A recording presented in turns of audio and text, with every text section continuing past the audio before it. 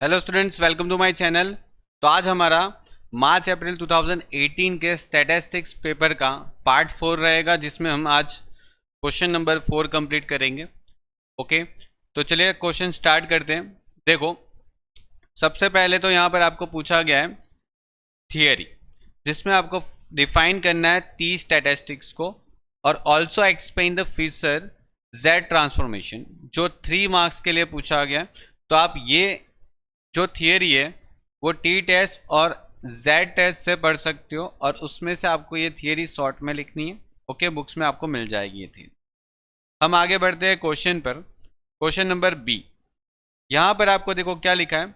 3 sample have been taken from normal population with the equal variance. अब देखो यहाँ पर जब भी इस तरीके का क्वेश्चन आ गया इक्वल वेरिएंस का, मतलब यहां से आपको पता चल जाता है कि ये जो है वो एफ टेस्ट का क्वेश्चन। ओके, वेरिएंस के बारे में पूछा मतलब एफ टेस्ट का। अब आपको पता है एफ टेस्ट में 2 टाइप के क्वेश्चन है, एक तो आपको 2 सैंपल वाले हैं और एक तो आपको 2 से ज्यादा सैंपल वाले। ठीक है, जिसको हम बोलते हैं एनोवा। एफ टेस्ट में आप 2 टाइप के क्वेश्चन है, 2 सैंपल वाले क्वेश्चन अलग है और मोर देन 2 सैंपल वाले क्वेश्चन अलग है, जो एनोवा के क्वेश्चन। ओके, अब देखो यहां पर पता कैसे चलेगा कि ये एनोवा का क्वेश्चन। तो आपके पास सैंपल देखो कितने, ए बी एंड सी, मतलब यहां पर मोर देन 2 सैंपल हो गया, मतलब ये क्वेश्चन एनोवा टेबल का हो गया। ठीक है, ये क्वेश्चन एनोवा टेबल का हो गया। आपको बोला गया है इक्वल वेरिएंस के बारे में, और इसीलिए ये एफ टेस्ट है। एफ टेस्ट में हमारे पास 2 टाइप के क्वेश्चन है, 2 sample and more than 2 sample वाले। मोर देन 2 सैंपल होते हैं तो आप एनोवा क्वेश्चन में चले जाओगे। और यहां पर आपको बोला गया the population means are equal, और 5% लेवल पे आपको टेस्ट करना है। ठीक है, अब देखो ये जो क्वेश्चन है वो तो एनोवा का हो गया, मतलब आप यहां पर एच ओ लिख दोगे। पहले तो लिखेंगे the population mean are equal. ठीक है, पॉपुलेशन मीन आर इक्वल। अगर मोर देन 2 सैंपल हुआ मतलब आपको एनोवा का क्वेश्चन करना है। ठीक है, अगर एक से ज़्यादा सैंपल हुआ तो भले वो वेरिएंस का पूछे या मीन का पूछे, आपको एनोवा का क्वेश्चन ही बन जाएगा ये। अब यहाँ पर सबसे पहले आपको ये डेटा जो दे रखा है उसका आप टोटल कर लोगे। ठीक है, आपको जो डेटा दे रखा है उसका टोटल कर लो। तो देखो इसका टोटल हो जाएगा 135, इसका टोटल हो रहा है 105 और इसका टोटल हो रहा है 85। आप टोटल चेक कर लो, और इन दोनों का अगर आप टोटल करते हो सबका, तो मतलब यहाँ पर 325 आपका टी आ गया। ठीक है, अब यहां पर आपको पहले तो रॉ डिसाइड करना है, मतलब एच।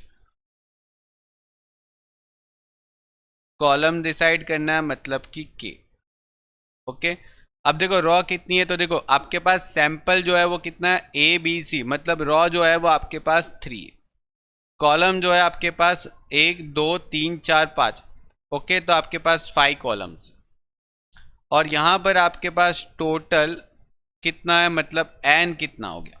तो देखो यहाँ पर कितने नंबर से आपके पास वो देखो, देखो यहाँ पर 1 2 3 4 5 6 7 8 9 10 11 और 12, मतलब आपका एन हो गया 12। ठीक है, 12 नंबर्स आपके पास अभी अवेलेबल है, बाकी 3 नंबर्स आपके पास नहीं। उसके बाद आप यहां पर फर्स्ट स्टेप करोगे, देखो डबल सिग्मा एक्स आई जे का स्क्वायर। अब ये कैसे निकालना, तो देखो ये जो है वो आपके पास जितने भी नंबर्स हैं ना, जितने भी आपके पास नंबर्स हैं उन सब का स्क्वायर कर दो, और उसका टोटल। जितने भी नंबर्स हैं उन सब का स्क्वायर और उसका टोटल। ठीक है, जितने भी आपके पास नंबर्स हैं उन सब का स्क्वायर। चलिए, तो मैं उस सब का स्क्वायर लिख देता हूं, और फिर उस सब का आप टोटल कर लो। ठीक है, आपके पास 12 नंबर है, 12 नंबर का आप क्या कर लोगे, स्क्वायर कर दो और फिर उनका टोटल कर लो। चलिए, तो ये मैंने लिख दिया सबका स्क्वायर, और सभी स्क्वायर का आप टोटल कर लो, जितने भी नंबर्स है उन सबका स्क्वायर और उसका टोटल कर लो। ठीक है, टोटल 12 नंबर है, 12 नंबर का टोटल करके लिख दो। ठीक है, हो गया। अब नेक्स्ट स्टेप आपके पास क्या है, तो देखो नेक्स्ट स्टेप आपको निकालना होता है C F. Okay, C F जो है उसकी फॉर्मूला है T square divide by N. T square कहाँ पर है टी, तो ये रहा, देखो यहाँ पर टी है, कितना है 325। अब उसका स्क्वायर करके आप एन से डिवाइड कर लो, एन है 12, मतलब 325 का स्क्वायर करो और फिर उसको 12 से डिवाइड करके लिख दो, कितना आ रहा है, तो आंसर आ रहा है 8802.08। ओके, फिर उसके बाद यहां पर S S T S S निकालना है। ठीक है, टी एस एस निकालना है, टोटल एस एस बोलते हैं उसको। और यहां पर जो आपने फर्स्ट स्टेप किया ना, फर्स्ट स्टेप जो किया, वो फर्स्ट स्टेप में से आपको सेकेंड स्टेप की जो वैल्यू है सी एफ की, वो लेस कर देना है। मतलब first step minus second step, देखो 9625 माइनस 8802.08। ठीक है, इन दोनों को आप माइनस कर दो, 9625 में से 8802.08 को माइनस कर दो, आपका आंसर हो जाएगा 822.92। ठीक है, यहां पर और थोड़ा आगे बढ़े तो आपको एस एस आर निकालना। क्यों आर निकालना, बिकॉज आपको जो सैंपल दे रखा है ए बी सी, वो आपके पास रो में है, तो रो का वेरिएंस निकालोगे आप यहाँ पर, तो यहाँ पर एस एस आर निकालोगे, और एस एस आर का फॉर्मूला है टी आई का स्क्वायर डिवाइड बाई के माइनस सी एफ। अब देखो यहाँ पर टी आई निकालना, थोड़ा ध्यान देना, यहाँ पर आपके पास टी आई का मतलब क्या हो गया, टी आई का मतलब हो गया ये जो आपके पास था वो टी आई था, मतलब 135, 105 और 85। ओके, 135 मतलब देखो आपको 135 का पहले स्क्वायर करना है, ठीक है, फिर 105 का स्क्वायर करना है और फिर 85 का स्क्वायर करना है। ठीक है, सबका स्क्वायर कर दो और फिर सबको डिवाइड करना है किससे, तो देखो ये बहुत इंपॉर्टेंट है। यहाँ पर अगर आप सबको डिवाइड करते हो तो देखो यहाँ पर 135 जो है ना, वो 5 संख्याओं का टोटल है। ओके, 135 के अंदर देखो ए के अंदर कितने सैंपल हैं, there are 5 sample okay in A, तो 5 सैंपल है ए के अंदर, बी के अंदर कितने सैंपल हैं 4 सैंपल, और सी के अंदर कितने सैंपल है 3 सैंपल, मतलब 5 4 3 है ना, तो आप यहाँ पर 5 4 और 3 से डिवाइड कर लोगे।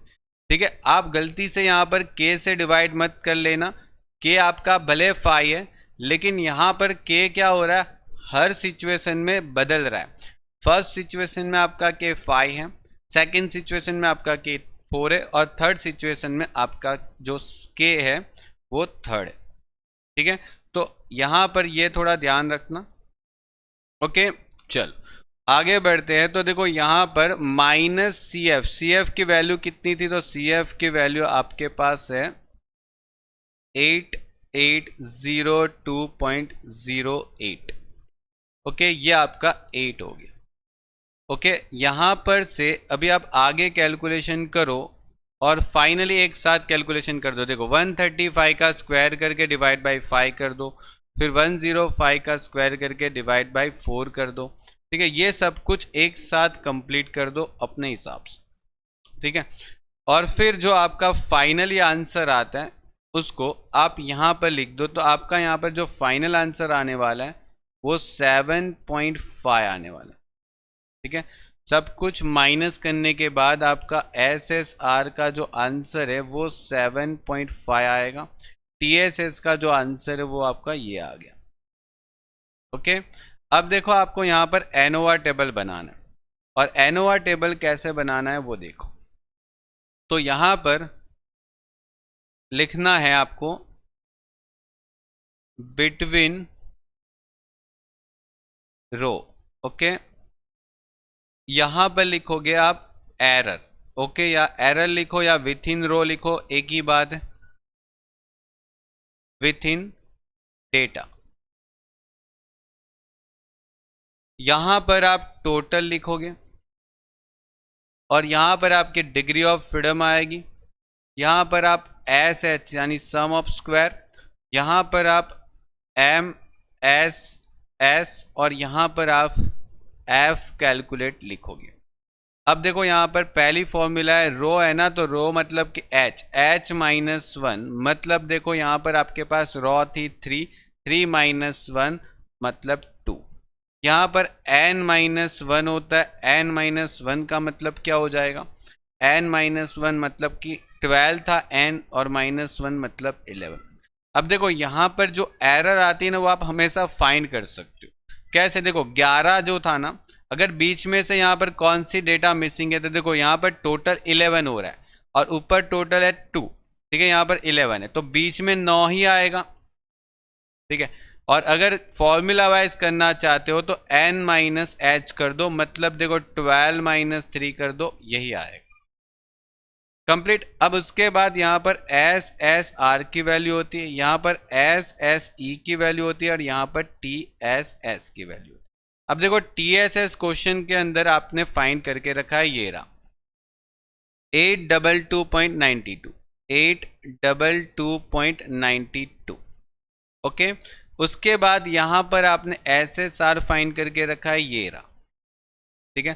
तो बीच में जो आ गया वो डिफरेंस होगा 822.92 माइनस 7.5, मतलब यहां पर 815.42 रहेगा, ठीक है।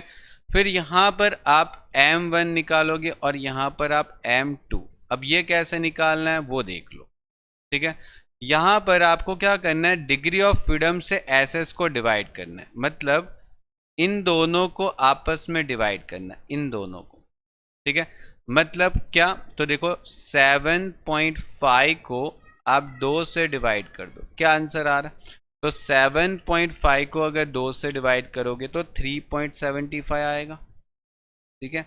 और यहां पर 815 ओके 0.42 को 9 से डिवाइड करोगे तो यानी आपका आंसर यहाँ पर 90.60 आएगा, ठीक है। 815.42 को 9 से डिवाइड कर लो तो 90.60 आएगा। अब यहाँ पर आपको f कैलकुलेट फाइंड करना, कैसे, तो देखो यहाँ पर m1 की वैल्यू बड़ी है या m2 की वैल्यू बड़ी, आप देखो 90.60 बड़ा है या फिर 3.75 वैल्यू बड़ी है, बड़ी वैल्यू कौन सी है, तो आपके पास जो बड़ी वैल्यू है ना वो आप ऊपर रखोगे, मतलब 90.60, ओके। और जो छोटी वैल्यू है ना वो आप नीचे रखोगे, मतलब 3.75, और फिर माइनस डिवाइड करके आप आंसर लेके आओ। देखो 90.60 डिवाइड बाय 3.75, आंसर होगा 24.16। ओके, ये आपका फाइनली कैलकुलेटेड आंसर आया, हो गया। अब देखो यहां पर अभी आपको निकालना है डिग्री ऑफ फ्रीडम, यानी ये V1 हो गया और V2 हो गया। F कैलकुलेटेड जब करते हो तब आप डिग्री ऑफ फ्रीडम में V1 और V2 लिखते हो। अब देखो यहां पर V1 कैसे, तो आपने यहां पर जब न्यूमरेटर लिया था 90.60, तो 90.60 का डिग्री ऑफ फ्रीडम क्या था, 9 था, ठीक है। 90.60 का डिग्री ऑफ फ्रीडम क्या था, 9 था, ठीक है। 90.60 का डिग्री ऑफ फ्रीडम था 9, और यहां पर आपके पास डिवाइड में क्या है 3.75, तो 3.75 का डिग्री ऑफ फ्रीडम क्या था, 2, तो वो आपका यहां पर हो गया 2, ठीक है। मतलब आपका जो न्यूमरेटर है वो आपका डिग्री ऑफ फ्रीडम उसका V1 में रहेगा और जो डिनोमिनेटर है उसका डिग्री ऑफ फ्रीडम V2 में रहेगा। और फिर 9 का आप 2 के अंदर देख लो टेबल वैल्यू में, F टेबल वैल्यू देखो 9, 2 और 0.05 में ही चेक कर लो, ठीक है, तो 9 का 2 में 0.05, तो देखो इस तरीके से टेबल वैल्यू होगा। ठीक है, एफ डिस्ट्रीब्यूशन का। यहाँ पर आपको 9 का 2 में देखना है, ये जो यहाँ पर होगा वो V1 रहेगा और यहाँ पर जो वैल्यू रहेगी वो आपकी V2 की रहेगी। तो यहाँ पर 9 का अगर 2 में देखते हो तो आपको 2 वैल्यू मिलती, उसमें से जो पहली वैल्यू है ना 19.38 वो आपकी 5% की है और 99.38 है वो आपकी 1% की। मतलब आपको 19.38 देखना है। ठीक है, 19.38 देखना है। तो यहाँ पर आप कैलकुलेटिव और टेबल वैल्यू को आप कंपेयर कर लो, यानी 19.38 हो गया और यहाँ पर देखो f की वैल्यू क्या आई थी, तो f की वैल्यू आई थी 24.16। ओके, f की वैल्यू क्या आई थी 24.16, मतलब कि यहाँ पर आपका जो HO है वो रिजेक्ट हो रहा है, HO इज रिजेक्टेड। ओके, यहाँ पर आप अपना जो HO है उसको रिजेक्ट कर लोगे। कंप्लीट। तो ये क्वेश्चन एनोवा टेबल का था और ये वन वे का एनोवा था, क्योंकि देखो क्वेश्चन में एक ही साइड के डेटा दे रखे तो ये वन वे ही हो गया। ठीक है, मोर देन 2 सैंपल हो जाता है तो अब आप एनोवा टेबल से ही क्वेश्चन को कंप्लीट करोगे। चलिए, तो क्वेश्चन नंबर सी पे आगे बढ़ते हैं। 5 मार्क्स के लिए पूछा गया ये क्वेश्चन। देखो तो देखो यहाँ पर आपको क्या बोला गया, the following data so the price in 1000। Okay, आपको कुछ डेटा दे रखे और वो जो डेटा जो है ना वो 1000 में, ठीक है, ऐसा कुछ है, पर square metre of the floor area of randomly selected 7 private hospital और 5 बिजनेस ऑफिस। यानी कुछ प्राइवेट हॉस्पिटल है और कुछ बिजनेस ऑफिस है, उसका फ्लोर एरिया के हिसाब से आपको कुछ प्राइस दे रखी है 1000 में। और यहाँ पर फाइंड आउट क्या करना है, देखो कैन इट, देखो यहाँ पर लिखा है can it be said that the price of the floor area per square meter of private hospital is lesser than price of floor area per square meter of business offices। ठीक है, तो देखो पहले ये क्वेश्चन आप किससे करोगे, तो देखो क्वेश्चन को आप टी टेस्ट से कर सकते हो। ठीक है, क्योंकि देखो टी टेस्ट के हिसाब से करना है, क्योंकि आपको यहाँ पर फ्लोर एरिया को कंपैरिजन करना है। ठीक है, फ्लोर एरिया जो है उसकी प्राइस को कंपेयर करना है कि क्या प्राइवेट हॉस्पिटल और बिजनेस ऑफिस की फ्लोर एरिया के बीच में कोई डिफरेंस है। ठीक है, तो यहां पर आप HO क्या ले लोगे, तो डिफरेंस बिटवीन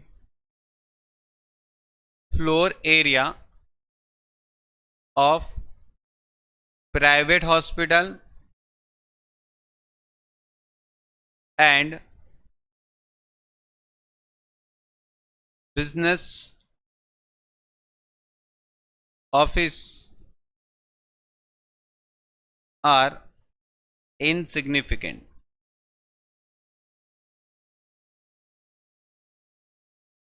ओके, और यहां पर क्वेश्चन में 5% लेवल को टेस्ट करना है। ओके, तो चलिए स्टार्ट करते हैं। तो देखो यहाँ पर आपके पास जो पहला डेटा है वो x1 हो गया, दूसरा डेटा है वो x2 हो गया। 38 के बाद है 41। ओके, 41, 36, 37, 33, 47 और 48। और उसके बाद यहाँ पर दूसरा डेटा भी लिख दो, 45, 47, 44, 52 और 47। यहाँ पर पहले दोनों के साइड टोटल कर लो, दोनों साइड का आप टोटल कर लो पहले। तो देखो 38 plus 41 plus 36 plus 37 plus 33 plus 47 plus 48, आपका टोटल यहाँ पर हो जाएगा 280। ओके, इस साइड का भी टोटल कर लो, दोनों साइड का टोटल आप कंप्लीट कर लो पहले। तो यहाँ पर आपका टोटल आ रहा है 235।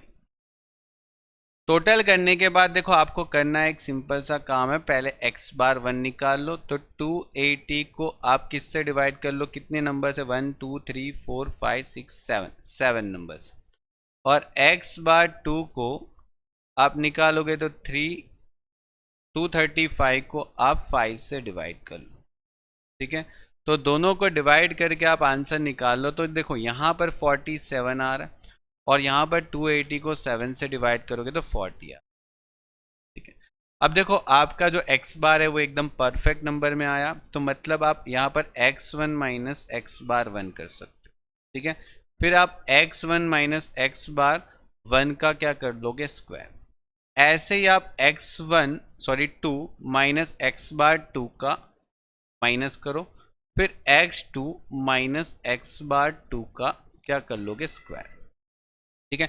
तो पहले काम करो 40 माइनस कर दो, ठीक है। मतलब इसमें से आप 40 माइनस कर दो सभी अमाउंट में से, तो 38 में से 40 माइनस करो तो -2 आ गया, ठीक है। 41 में से 40 माइनस करो 1 आ गया, 36 में से 40 माइनस करो -4 आ गया, 37 में से 40 मतलब -3, यहाँ पर -7। ओके, तो देखो सब में से 40 माइनस कर दो, यहाँ पर 7 और यहाँ पर 8। ओके, कंप्लीट हो गया। पहले इतना कंप्लीट कर लो और फिर यहाँ पर इसका स्क्वायर कर दो। 4, 1, 16, 9, 49, 49 और 64, ठीक है। और फिर दोनों टोटल कर लो, यहाँ पर पहले 192, इसका टोटल मत करो, ये तो 0 ही हो जाएगा, ठीक है। x माइनस एक्स बार का मत करो। तो अब यहाँ पर दूसरा कैलकुलेशन करो। देखो दूसरा कैलकुलेशन में क्या करना है, 47 जो है उसको माइनस कर दो, यानी इसमें से 47 को माइनस कर दो। ओके, 45 में से 47 माइनस करोगे तो -2 हो जाएगा, यहाँ पर 0 हो गया। ओके, यहाँ पर 44 में से माइनस करोगे तो -3 हो गया, यहाँ पर वापस 5 हो जाएगा और यहाँ पर 0, ठीक है। 2 बार तो डैश था।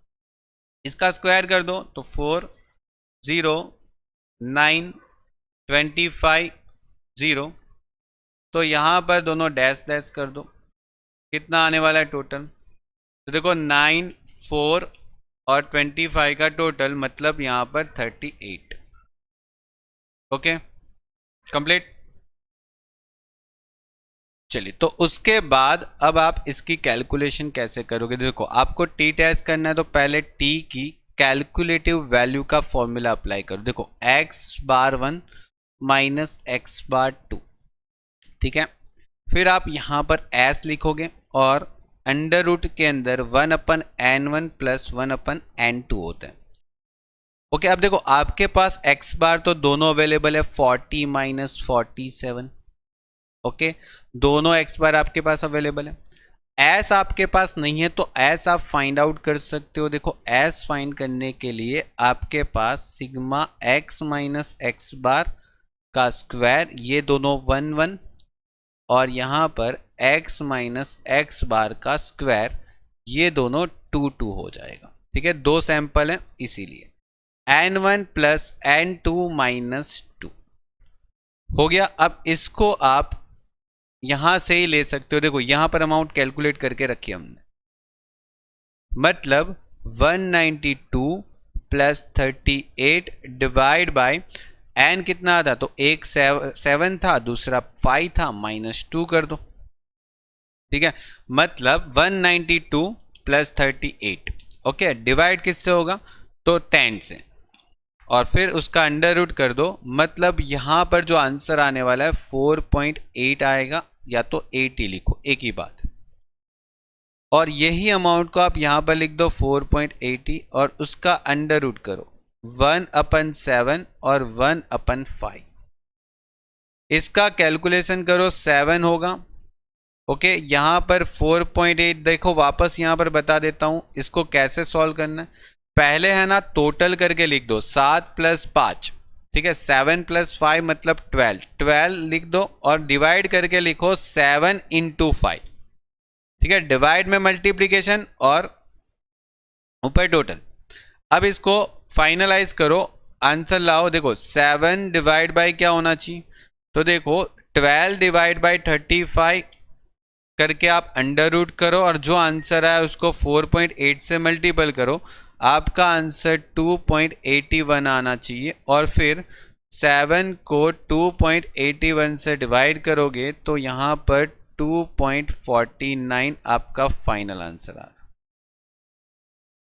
हुआ। अब उसको आप डिग्री ऑफ फ्रीडम निकाल लो, n1 plus n2 minus 2, n कितना था 7, 7 प्लस 5 माइनस 2 मतलब कि यहाँ पर 10, और t की टेबल वैल्यू 10 निकालना है, और 0.05 में देखो अगर क्वेश्चन के अंदर कुछ नहीं बोला तो भी 0.05 में ही निकालेंगे, लेकिन यहाँ पर तो देखो क्लियर कट क्वेश्चन में एग्जाम के अंदर बोल के रखा है 5%। ठीक है, तो 5% की वैल्यू यहाँ से निकालोगे टी टेबल वैल्यू, और देखो कहाँ पर था n था यहाँ पर 10, ये रहा आपका n।